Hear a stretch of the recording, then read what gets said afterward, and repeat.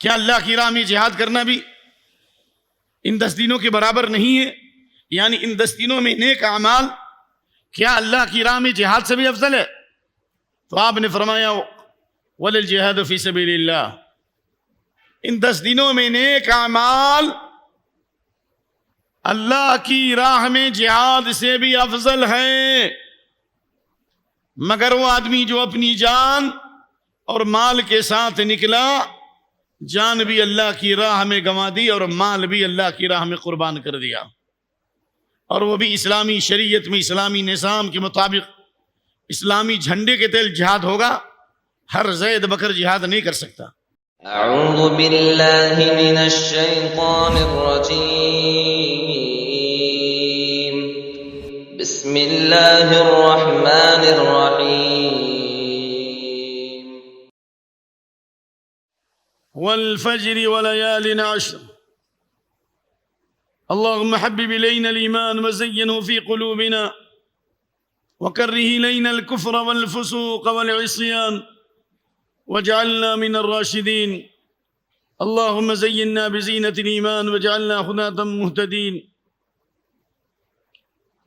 رب اشرح لي صدري ويسر لي أمري واحلل عقدة من لساني يفقهوا قولي رب زدني علما۔ خطبہ مسنونہ کے بعد سورہ فجر کی ابتدائی دو آیت کریمہ کی تلاوت کی گئی ہیں، جن میں اللہ تعالیٰ نے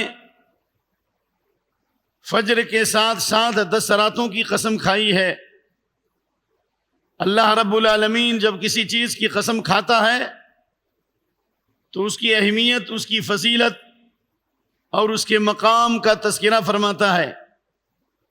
یعنی اللہ تعالیٰ کا فجر کی قسم کھانا اس بات کی علامت ہے کہ یہ اللہ کی نشانیوں میں سے ایک بڑی نشانی ہے کہ انسان کی پوری طاقت لگ جائے، لیکن جن علاقوں میں 6 مہینے کی رات ہے اس کو دن میں تبدیل نہیں کر سکتے، اور جن علاقوں میں 6 مہینے کا دن ہوتا ہے وہ رات میں تبدیل نہیں کر سکتے۔ رات کی تاریکی کے بعد فجر کی روشنی یہ اللہ کی توحید کی نشانی ہے، جس میں بندے کے لیے تمہید بھی ہے اور تنبیہ بھی ہے، تذکیر بھی ہے۔ اس بات کی تمہید ہے کہ انسان دن کی قدر کرے، اور جس نے فجر کی اہمیت کو پہچانا اس نے دن کی اہمیت کو پہچانا، اور جس نے فجر کی اہمیت کو نہیں پہچانا اس نے سارے دن کو ضائع کر دیا۔ اور اس بات کا اعلان ہے، فجر کے ساتھ 10 راتوں کی قسم کھائی کہ یہ 10 راتیں یا 10 دن اللہ کے نزدیک بہت اہم ہیں۔ اس سلسلے میں مفسرین کی صحیح ترین روایت کی روشنی میں ان 10 راتوں سے مراد ذی الحجہ کے 10 دن ہیں، جیسا کہ حضرت مجاہد اور اکرمہ اور ان سے پہلے ابن عباس اور امام طبری وغیرہ دیگر مفسرین نے اسی بات کو قوی قرار دیا ہے کہ ان 10 راتوں سے مراد ذی الحجہ کے 10 دن ہیں۔ آپ جانتے ہیں کہ ہم رمضان المبارک کے بعد شوال اور ذی قعدہ کے اختتام کے ساتھ ایک نئے مہینے میں داخل ہو رہے ہیں،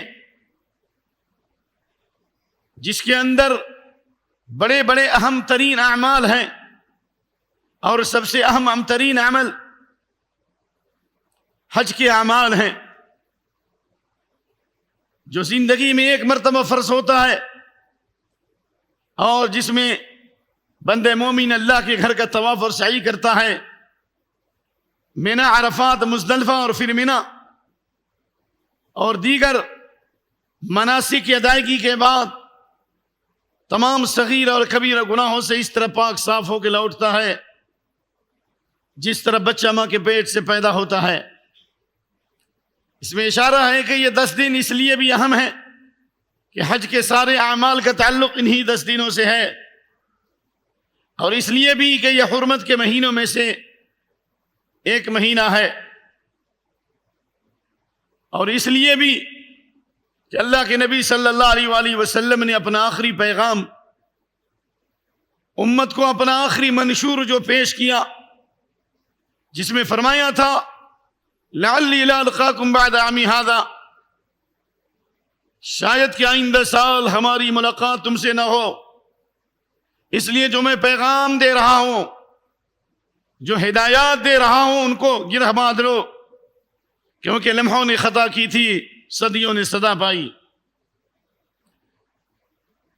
اللہ تعالیٰ نے وَلَيَالِ الْعَشْرِ کے ذریعے یہ پیغام دیا ہے کہ رات اور دن کا الٹ پھیر یہ اللہ کی توحید کی نشانیوں میں سے ہے۔ اس لیے اگر کوئی شخص ان دنوں کی قدردانی کرتا ہے تو وہ اللہ کے نزدیک بھی قابل قدر ہوگا، اور جس نے ان 10 دنوں کو ضائع کر دیا اس نے اپنی زندگی کو ضائع کر دیا۔ اس سے وقت کی اہمیت کا اندازہ ہوتا ہے کہ وقت بہت ہی قیمتی ہے اور تیزی سے گزر رہا ہے۔ قیامت کے دن اللہ رب العالمین ہر چیز کے بارے میں ایک حساب لے گا، لیکن وقت کے بارے میں ڈبل حساب لے گا۔ عن عمرہ فیما افناہ وعن شبابہ فیما ابلاہ، زندگی کو کہاں کھپایا، اور دوسرا سوال جوانی کو کہاں گوایا۔ اس لیے زندگی کی قدر کرنے والوں اور جوانی کی عزت کرنے والوں، یہ آفر رب العالمین کی طرف سے ملا ہے کہ ان 10 دنوں کا نیک عمل اللہ کے نزدیک سب سے زیادہ اہم ہیں، بلکہ جب سے دنیا قائم ہے اس وقت سے لے کر قیامت تک جتنے رات آئیں گی، جتنے دن آئیں گے، ان تمام دنوں میں سب سے افضل ترین دن یہ ذی الحجہ کے 10 دن ہیں۔ جس طرح مثال پیش کی جاتی ہے، خیر یوم طلعت علیہ الشمس یوم الجمعہ، جب تک سورج نکلتا رہے گا ان تمام دنوں میں جمعہ کا دن سب سے افضل ہے۔ اسی طرح سے جب تک دن اور سال و مہینے آتے رہیں گے ان تمام دنوں میں ذی الحجہ کے یہ 10 دن سب سے افضل ہیں، اس لیے کہ اللہ کے نبی صلی اللہ علیہ وسلم کی حدیث حضرت جابر کی صحیح الترغیب اور سلسلہ حدیث صحیحہ، افضل ایام الدنیا ایام العشر، دنیا کے تمام دنوں میں سب سے افضل دن ذی الحجہ کے 10 دن ہیں۔ اس لیے نہیں کہ ہم اس کو ضائع کر دیں، اس لیے نہیں کہ صرف فضیلت بیان کرتے رہیں، بلکہ علم کے اعتبار سے، عمل کے اعتبار سے، تقوی کے اعتبار سے، دعوت و تبلیغ کے اعتبار سے، عبادت کے اعتبار سے، ذکر و اذکار کے اعتبار سے یہ نیکیوں کا موسم بہار ہے۔ اس لیے ایک مومن کے ایمان کی علامت ہے کہ جب اسے آفر ملے تو اس سے فائدہ اٹھائے۔ یسارعون فی الخیرات، نیکی اور بھلائی میں سبقت کرنا یہ مومن کی پہچان ہے۔ نیکی اور بھلائی کا جو آفر ملتا ہے اور جو لوگ قدر کرتے ہیں اور ان ایام میں نیکی کرتے ہیں، وہ انبیاء، صدیقین اور شہداء اور صالحین کے ساتھ قیامت کے دن اٹھائے جائیں گے۔ یعنی ان 10 دنوں کی قدر کرنے والا، ان میں اپنی نمازوں کی اصلاح کرنے والے، قرآن کی تلاوت کرنے والے، تعلیم کو عام کرنے والے، اپنوں اور غیروں تک اسلام کی دعوت کو عام کرنے والے، غریبوں کی مدد کرنے والے، بے کسوں کی دستگیری کرنے والے، فحاشی بے حیائی سے روکنے والے، انسانیت کو ساحل نجات تک لے جانے کا جذبہ رکھنے والے، ان 10 دنوں کے اندر جو بھی اعمال کریں گے، دلیلوں کی روشنی میں یہ بات واضح ہے کہ قیامت کے دن انبیاء، صدیقین، شہداء اور صالحین کے ساتھ اٹھائے جائیں گے۔ یعنی ان 10 دنوں کی قدر کرنے والے موت کی سختیوں سے بچیں گے انشاءاللہ، قبر کے فتنے اور عذاب سے بچیں گے، اور قیامت کی ہولناکی سے بچیں گے۔ اس کی دلیل اس آیت کریمہ پہ غور کر لیجیے۔ انہم کانوا یسارعون فی الخیرات ویدعوننا رغبا ورہبا وکانوا لنا خاشعین، جن انبیاء کو اللہ نے فضیلت دی اور اللہ نے ان کا ذکر خیر فرمایا اور اللہ نے قیامت کے دن ان کی فضیلت کا تذکرہ فرمایا، جو قیامت کی ہولناکیوں سے بچیں گے، امن اور عافیت میں رہیں گے، ان کی صفت یہ تھی کہ خیر اور بھلائی میں سبقت کرتے تھے، نیکی میں سبقت کرتے تھے، اور اللہ سے دعائیں کرتے تھے امید کے ساتھ۔ یعنی اللہ کی عبادت کرتے تھے تو اس سے امید بھی رکھتے تھے، ایسا نا امیدی کفر ہے، بلکہ نا امیدی یہ اللہ کی توحید کی عمارت کو گرانے والی ہے، کیونکہ شرک کے بعد سب سے بڑا گناہ اللہ کی رحمت سے نا امیدی ہے۔ جو انسان اللہ سے امید کرے گا وہ غیروں کے آستانے پہ نہیں جائے گا۔ جس کو اللہ سے امید ہے وہ تعویذوں اور گنڈوں اور پلیتوں کا سہارا نہیں لے گا۔ اس لیے انبیاء سابقین جب عبادت کرتے تھے تو اللہ سے پوری امید باندھتے تھے، اور ورہبا، اور اللہ سے ڈرتے بھی تھے، وَكَانُوا لَنَا خَاشِعِينَ، اور اللہ کے خوف سے لرزتے تھے۔ آئیے ان حدیثوں کے اوپر بھی تھوڑی نظر رکھتے ہیں کہ ان 10 دنوں میں نیک اعمال اللہ کو کس قدر محبوب ہے، اور ہمیں کیسے گزارنا چاہیے، اور نہیں گزاریں گے تو اس کا کیا نقصان ہے، اور گزاریں گے تو اس کا کیا فائدہ ہے۔ پہلی حدیث ابن عباس کی جو بخاری میں موجود ہے، اور حدیث کی دوسری کتابوں میں، اللہ کے نبی صلی اللہ علیہ وآلہ وسلم نے ارشاد فرمایا، ما من ایام العمل الصالح فیہن احب الی اللہ من هذه الایام العشر قالوا ولا الجهاد في سبيل الله قال ولا الجهاد في سبيل الله الا رجل خرج بنفسه وماله فلم يرجع بذلك من شيء۔ ذی الحجہ کے ان 10 دنوں میں نیک اعمال، ذی الحجہ کے ان 10 دنوں میں، یعنی ذی الحجہ کا چاند ہونے کے بعد، بقرعید کے چاند ہونے کے بعد کے جو 10 دن ہیں، اللہ کے نزدیک تمام دنوں میں سب سے زیادہ محبوب ہیں، سب سے زیادہ عظیم ہیں۔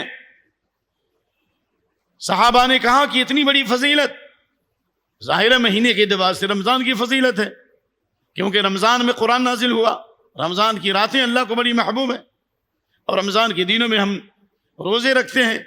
جو روزہ اللہ کا محبوب ترین عمل ہے، کہ اللہ فرماتا حدیث قدسی فالصوم لی وانا اجزی بہ، روزہ میرے لیے اور میں ہی اس کا بدلہ دوں گا۔ تو صحابہ کو تعجب ہوا کہ سب سے افضل، اس کے مطلب رمضان سے بھی افضل ہے۔ تو کہا یا رسول اللہ وللجہاد فی سبیل اللہ، کیا اللہ کی راہ میں جہاد کرنا بھی ان 10 دنوں کے برابر نہیں ہے؟ یعنی ان 10 دنوں میں نیک اعمال کیا اللہ کی راہ میں جہاد سے بھی افضل ہے؟ تو آپ نے فرمایا وللجہاد فی سبیل اللہ، ان 10 دنوں میں نیک اعمال اللہ کی راہ میں جہاد سے بھی افضل ہے، مگر وہ آدمی جو اپنی جان اور مال کے ساتھ نکلا، جان بھی اللہ کی راہ میں گنوا دی اور مال بھی اللہ کی راہ میں قربان کر دیا، اور وہ بھی اسلامی شریعت میں اسلامی نظام کے مطابق اسلامی جھنڈے کے تل جہاد ہوگا، ہر زید بکر جہاد نہیں کر سکتا۔ ان 10 دنوں میں نیک اعمال یہ جہاد سے بھی افضل، اس لیے کہ اس میں نفس کا جہاد ہے، عبادت کا جہاد ہے، تقوی کا جہاد ہے، برائیوں سے بچنے کا جہاد ہے، مسلسل انسان عمل کرتا ہے، یہ بھی ایک جہاد ہے۔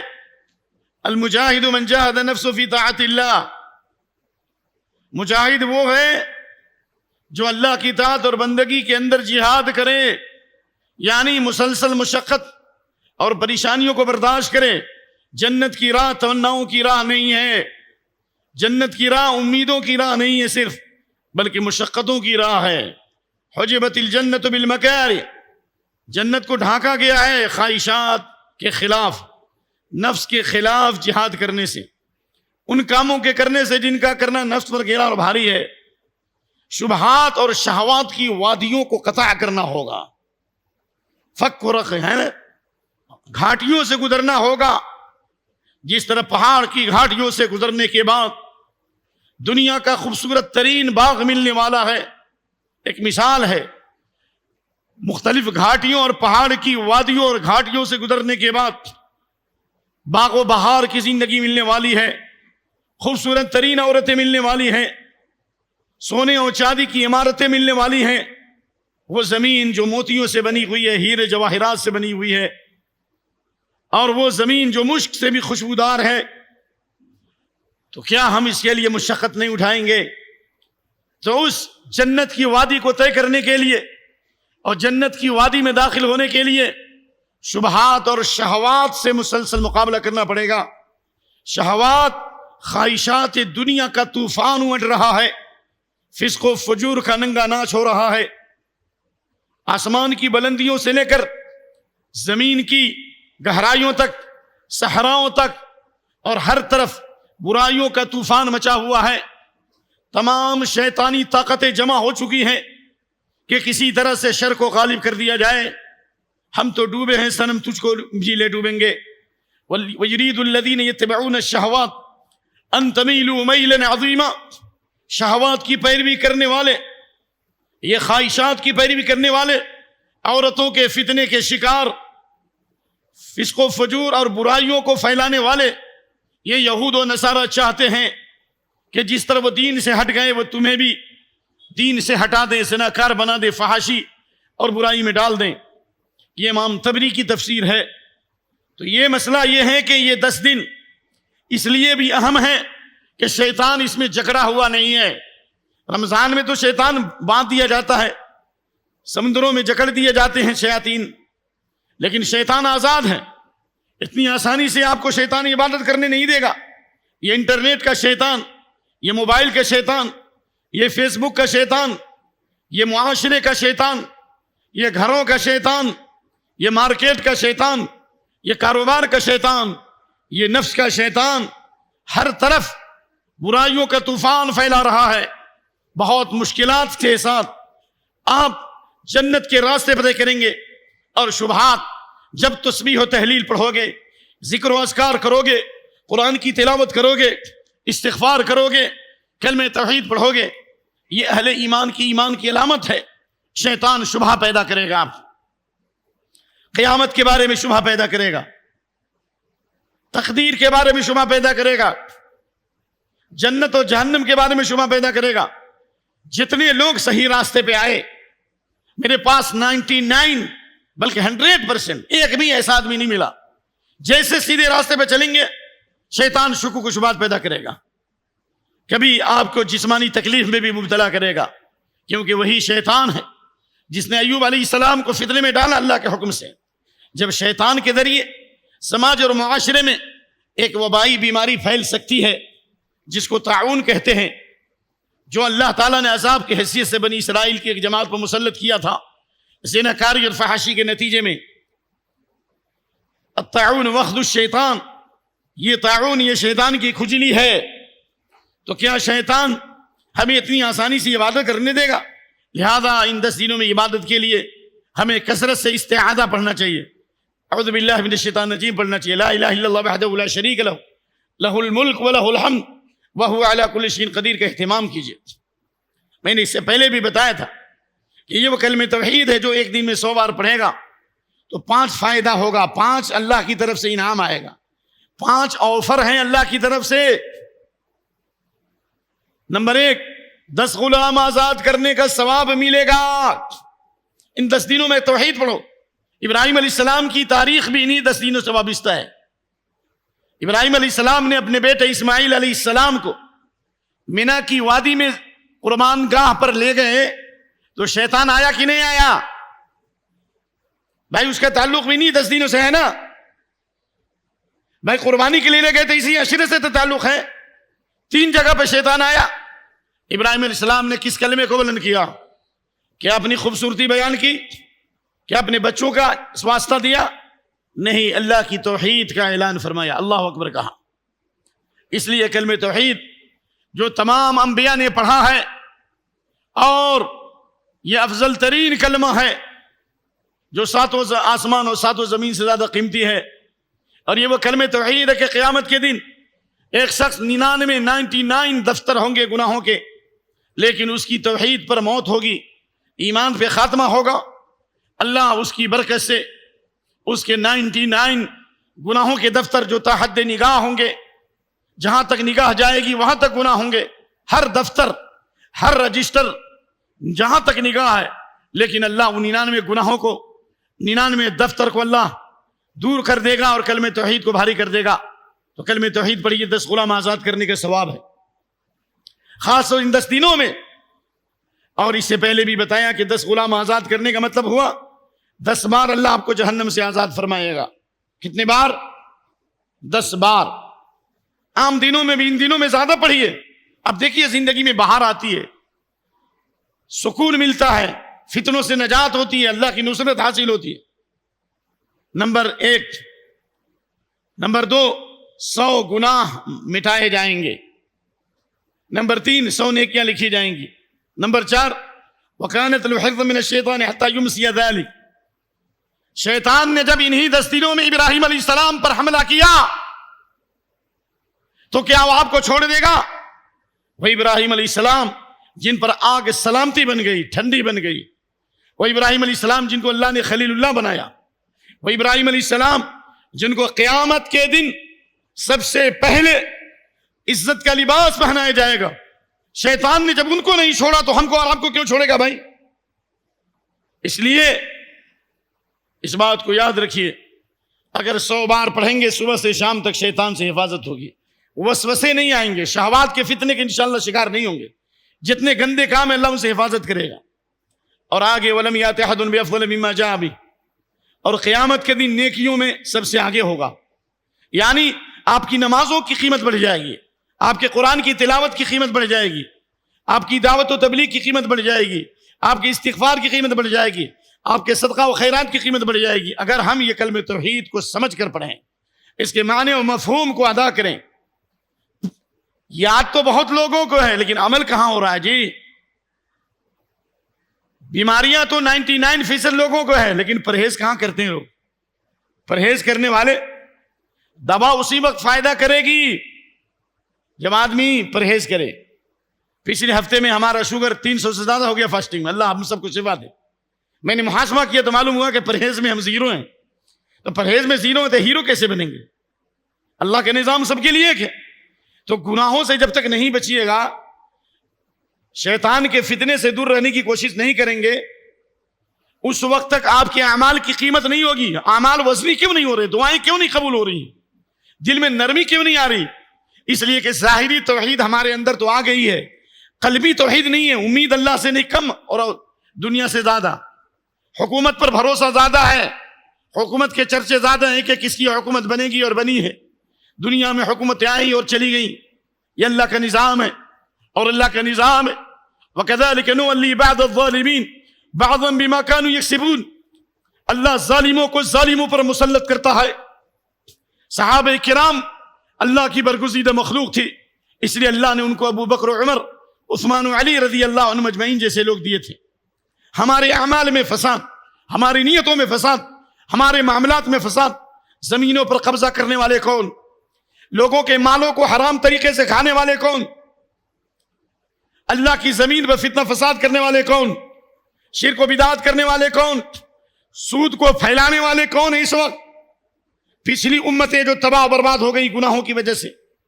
اگر جائزہ لیا جائے قوم نوح کی تباہی کیوں ہوئی، قوم ہود کی، قوم صالح کی، شعیب علیہ السلام کی تمام برائیوں کو اگر جمع کر لیا جائے تو اس سے 1000 گنا زیادہ برائیاں اس امت میں پیدا ہو چکی ہیں.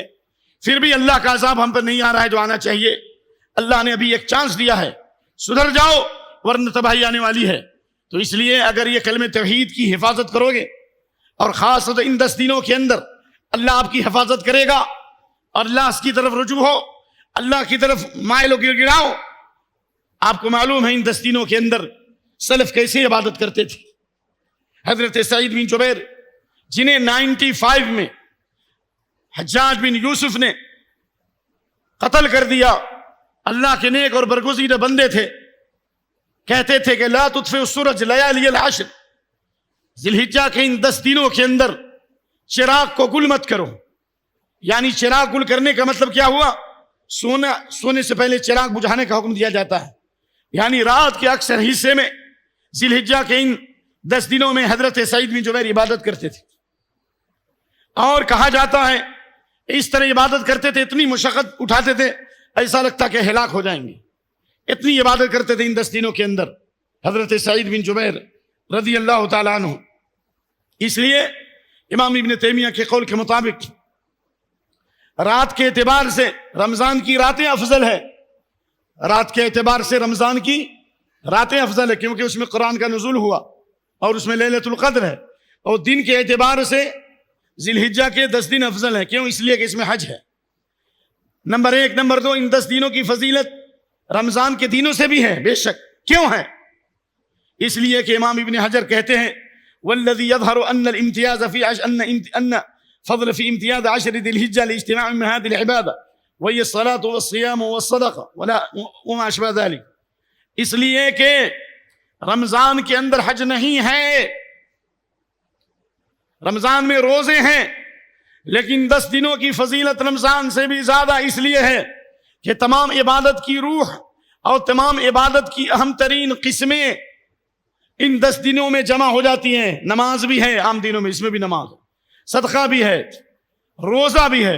روزے کے بارے میں بھی حدیث ہے، حضرت غالباً حضرت حفصہ کی روایت، کان النبی صلی اللہ علیہ وسلم یصوم 9 ذی الحجہ ویوم عاشوراء و3 ایام من کل شہر، اللہ کے نبی صلی اللہ علیہ وسلم ذی الحجہ کے 9 دنوں کا روزہ رکھتے تھے، نفلی روزہ، ذی الحجہ کے 9 دنوں کا نفلی روزہ رکھتے تھے، عاشورہ کا روزہ رکھتے تھے، ہر مہینے میں 3 روزہ رکھتے تھے، لیکن فرق یہ ہے کہ رمضان کے روزے فرض ہیں اور ذی الحجہ کے 9 دن کیا ہے؟ نفل ہے۔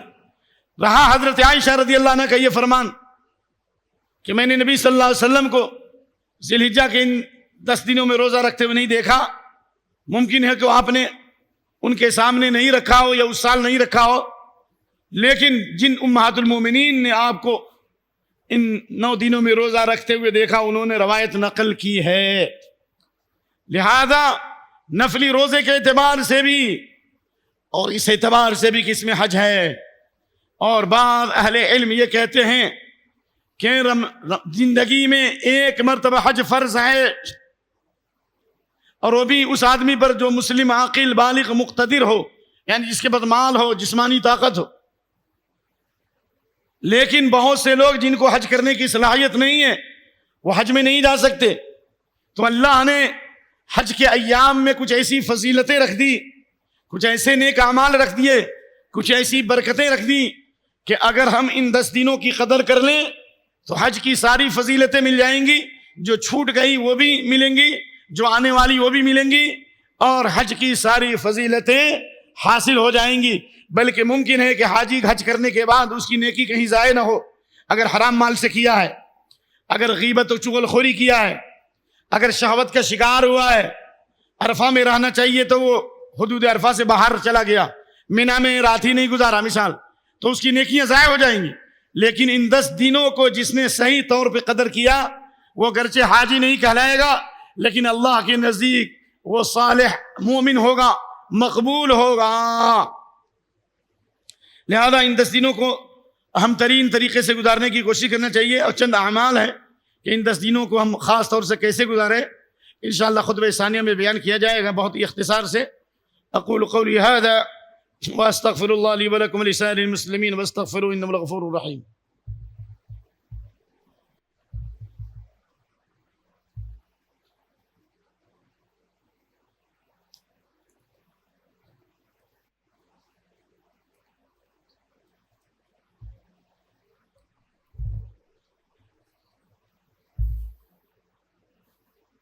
الحمد لله وحده والصلاة والسلام على من لا نبي بعد اما بعد۔ سب سے پہلا عمل کیا ہے؟ ذی الحجہ کے چاند ہونے کے بعد جتنے لوگ قربانی کرنا چاہتے ہیں ان کے اوپر واجب ہے، واجب فرض ہے، واجب ہے، ضروری ہے، لازم ہے کہ اپنے بال اور ناخن نہ کاٹیں، یعنی ذی الحجہ کے چاند ہونے سے پہلے بال اور ناخن سے فارغ ہو جائیں، چاہے 40 دن کیوں نہ ہو گیا ہو، لیکن ذی الحجہ کا چاند ہو جائے تو بال اور ناخن کا کاٹنا حرام ہے۔ حدیث صحیح مسلم میں ام سلمہ رضی اللہ عنہا سے، اذا رأيتم هلال ذي الحجة وأراد أحدكم أن يضحي فليمسك عن شعره وأظفاره وفي رواية فلا يأخذن من شعره وبشره شيئا۔ یہ حدیث ہے، اس کا مطلب یہی ہے کہ ذی الحجہ کے چاند ہونے کے بعد جو قربانی کرنا چاہتا ہے وہ اپنے بال و ناخن کو چھوڑ دے، لیکن یہ ذمہ داری اس آدمی پر ہے جو گھر کا آنر ہے، یعنی جس کے نام سے قربانی ہو رہی ہے۔ مثال کے طور پر آپ ایک جانور ذبح کر رہے ہیں، آپ کا ارادہ ایک جانور ذبح کرنے، میری طرف سے، میرے گھر والوں کی طرف سے، تو میری جو آپ ہے نا، آپ کے لیے بال و ناخن کا کاٹنا درست نہیں ہے، لیکن گھر والوں کو جو ثواب میں شامل کر دیا ہے ان کے لیے بال اور ناخن کاٹنے میں کوئی حرج نہیں ہے۔ لیکن اگر گائے کے بڑے جانور کے ساتھ حصے بنا لیے تو ان حصوں میں جتنے جتنے لوگ ہوں گے ہر حصے میں کہا جائے گا میری طرف سے، میرے گھر والوں کی طرف سے، ایک حصہ میری طرف، میرے گھر والوں، کوئی حرج نہیں. آپ نے ایک جانور ذبح کیا، کہا میری طرف سے اور امت کی طرف سے، اور دوسرا کہا میری طرف سے اور میرے گھر والوں کی طرف سے، جس کا بیان آئندہ آئے گا. ہم قربانی کے مسائل میں نہیں ہیں. تو اصل یہ بتانا ہے کہ جو لوگ قربانی کرنا چاہتے ہیں ان کے لیے بال اور ناخن کا کٹانا درست نہیں ہے، لیکن جو لوگ قربانی کرنے کا ارادہ رکھتے ہیں لیکن ان کے پاس مال نہیں ہے، اور یہ ایک الگ مسئلہ ہے کہ صاحب استطاعت، صاحب نصاب کی جو شرط رکھی گئی اس کے بارے میں کوئی دلیل نہیں ہے، لیکن جس کے پاس قربانی کرنے کی استطاعت ہے اور یہ قربانی نہ کرے تو بے شک حدیث حسن درجے کی ہے کہ من وجد ساعة فلم يضحي فلا يقربن مصلانا، جو استطاعت کے باوجود قربانی نہیں کرتا ہے وہ ہمارے عیدگاہ میں نہ ہے، ہرگز عیدگاہ میں نہیں ہے. بہت تاکید ہے. قام رسول اللہ صلی اللہ علیہ وسلم بالمدینہ 10 سنین یضحی، 10 سال اللہ کے نبی صلی اللہ علیہ وسلم مدینے میں رہے اور قربانی کرتے رہے. تو جو قربانی کرنا چاہتا ہے لیکن قربانی کی استطاعت نہیں ہے، وہ بھی اگر بال و ناخن اگر نہیں کاٹے گا ذی الحجہ کے چاند کے بعد تو اس کو بھی ثواب کیا ہوگا، ملے گا. اگر کسی نے کاٹ دیا تو اس کا کوئی کفارہ نہیں ہے، اس کا کفارہ ہے توبہ اور استغفار. نمبر 1. نمبر 2، ان 10 دنوں کے اندر عظیم ترین عمل ہے تکبیر. عبداللہ بن عمر کی حدیث، ما من ایام اعظم عند اللہ ولا احب الیہ العمل ولا احب الیہ من العمل فی هذه الايام فاکثروا فیہن من التہلیل والتکبیر والتحمید. یعنی یہ 10 دن اللہ کو سب سے زیادہ محبوب ہے، لیکن اس میں کثرت سے کیا پڑھو، تکبیر پڑھو، تحلیل پڑھو، تحمید پڑھو، یعنی اللہ اکبر پڑھو، لا الہ الا اللہ پڑھو. جی اللہ اکبر، لا الہ الا اللہ، اللہ اکبر پڑھو، یعنی اللہ اکبر لا الہ الا اللہ، اللہ اکبر وللہ الحمد. حضرت عبداللہ بن مسعود اور بعض سلف یہ پڑھا کرتے تھے، اور بھی الفاظ ہے، اللہ اکبر کبیرہ والحمدللہ کثیرہ وسبحان اللہ بکرۃ وصیلہ. ذی الحجہ کے چاند ہونے کے بعد زور زور سے پڑھنا ہے. کہاں گئی وہ سنت؟ آج تو گانے کی آواز، میوزک کی آواز، اور اذان کے وقت میں بھی شور و غل ہوتے ہیں. ہم اذان کے کلمات کو ابھی جواب نہیں دیتے. حضرت ابو ہریرہ اور عبداللہ بن عمر ذی الحجہ کے چاند ہونے کے بعد بازاروں میں نکلتے تھے. کان ابو ہریرہ و ابن عمر یخرجان الی السوق، ذی الحجہ کے چاند ہونے کے بعد بازاروں میں نکلتے تھے، زور زور سے اللہ اکبر پڑھتے تھے. فیکبر الناس بتکبیرہما، پوری مدینے کی بازار اللہ اکبر کی آواز سے گونجتی تھی. اور حضرت عمر رضی اللہ عنہ اپنے مینے کے اندر، اب مینا میں خیمے میں تکبیر کہتے تھے، اور ان کی آواز کو سن کر پورے بازار کے لوگ تکبیر کی آواز لگاتے تھے. وہ دن کہاں گئے آج کہ تاریخ میں حج میں بھی وہ کشش نہیں رہ گئی. ہمارے بعض مشائخ نے حج میں کہا کہ ہم نے آج سے 15 سال نہیں بلکہ 20-25 سال سے پہلے حج کیا، پورا مینا جو ہے تکبیر سے گونجتا تھا. آج مینا میں جائیے کہیں تکبیر کی آواز نہیں، اللہ ماشاءاللہ کہاں گئی اس میں. یہ شیطان کے اوپر بہت زیادہ بھاری ہے. ذی الحجہ کے چاند کے بعد زور زور سے تکبیر پڑھنا چاہیے، ہمیں چلتے پھرتے پڑھنا چاہیے. تکبیر کی آواز بہت قوت رکھتی ہے. اسی تکبیر نے شیطان کو دھسا دیا. کیا اس تکبیر پڑھنے سے نفس کا شیطان نہیں دھسے گا؟ انٹرنیٹ کا شیطان نہیں دھسے گا؟ کفر کی طاقتیں ٹوٹ جائیں گی. ایک بہت بڑا شیطان جب اللہ اکبر سنتا ہے تو اس کے اوپر کبھی طاری ہو جاتی ہے. کیا آپ نے وہ ویڈیو نہیں دیکھی؟ وہ دن آنے والے ہیں لوگوں، ذی الحجہ کے ان 10 دنوں میں زیادہ سے زیادہ تکبیر پڑھو. جن کے اوپر شیطانی حملے ہیں، جنات کے حملے ہیں، جادو کے حملے ہیں، سحر کے حملے ہیں، تجربہ بتاتا ہے جنہوں نے ان 10 دنوں میں زیادہ تکبیر پڑھی ہے اللہ نے ان کی بیماری کو دور کر دیا ہے، شفا دے دی ہے. میرے گردن کو پکڑ کر کے مجھے سزا دو. یقین کے ساتھ اگر ان 10 دنوں میں زور زور سے تکبیر پڑھو گے انشاءاللہ جادو کے مریض شفا یاب ہوں گے، یا انشاءاللہ ان کی بیماری ہلکی ہوگی. شیطان اور نظر بد کے شکار لوگ بھی انشاءاللہ شفا یاب ہوں گے، یا اللہ ان کو عافیت عطا فرمائے گا. یہ تکبیر میں وہ صدا ہے. صحابہ سلف کی تاریخ چھوڑ دو، بدترین دور کے باوجود بھی پورا قسطنطنیہ فتح ہونے والا ہے. 80 ممالک کے لوگ جب شام کی سرزمین پر جمع ہوں گے، حلب کے علاقے میں جو جنگ ہونے والی ہے 80 ممالک کے لوگ جمع ہو جائیں گے. مسلمان قلت تعداد کے باوجود فتح یاب ہوں گے. یہ ایمان کی طاقت ہوگی, یہ توحید کی طاقت ہوگی. بدر والوں سے ہماری نسبت ہے. مومن ہے تو بے تیغ ہی لڑتا ہے سپاہی. اے زلزلوں سے ڈرنے والوں, کبھی تم زلزلہ تھے کہ تمہاری تکبیر کی آواز سے کفر کے ایوانوں میں زلزلہ ہو گیا. آج بزدلی کے شکار ہو. وہ زمانہ کیا ہوا جب میری آہ میں اثر تھا, یہی چشم خوفشا, یہی دل یہ جگر تھا. امام مہدی کی قیادت میں استنبول قسطنطنیہ کی جو فتح ہوگی, تلواروں سے نہیں ہوگی, ہتھیاروں سے نہیں ہوگی, اللہ اکبر کی صدا سے ہوگی. آؤ ان ایام میں زور زور سے تکبیر پڑھو, اللہ کی توحید کی آواز لگاؤ, اللہ کے دین کو پہنچاؤ, اللہ کے دین پر عمل کرو, قرآن کی تلاوت کرو, استغفار کرو. فرض نمازوں کے بعد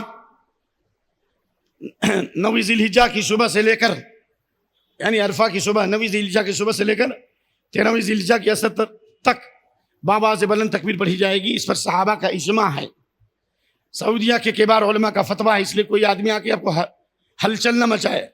جو ہلچل مچاتا ہے اس کو لائیے, میں اس کو کتاب دکھلاؤں گا.